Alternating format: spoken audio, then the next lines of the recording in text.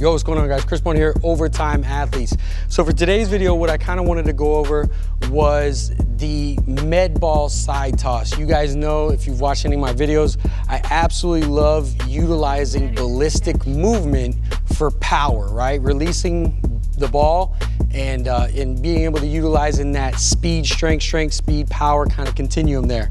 So one thing that I often see guys do when they're performing this movement, and really what I try to do is I try to teach an athlete why you're performing this movement, right? So the whole reason that you're performing this movement is for you to efficiently transfer energy throughout your trunk, right? We're loading this hip, whichever leg we're loading out, we're being able to shift our weight, but we're creating separation so that we can create almost the trunk into a whip and rotate out of this.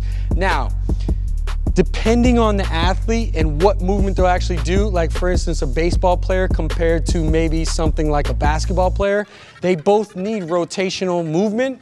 So I might add a little bit different when it comes to a basketball player. I might have their feet inside. I might lock them up a little bit differently, but for the majority, for almost all athletes, what I'm trying to do is I want to focus on loading this hip. That means shifting this weight. I grab the medicine ball right here in my holster, so it's right on this side right here. I don't want to stay tight in my upper body, because then really what's happening is I'm not able to create that separation. When I say separation, you need to be able to force, right? Apply force off this leg, separate here. After you apply force, then the upper body follows. So a lot of guys will kind of just come here and it's one fluid motion where you're applying force through the leg and the rotation at the same time. What you want to do is you actually want to separate, just like batters do when they're hitting, right? So you want to be able to apply force. Your torso is turning this way as you're applying force, and then it whips itself back around as you do it. So it's going to look like this.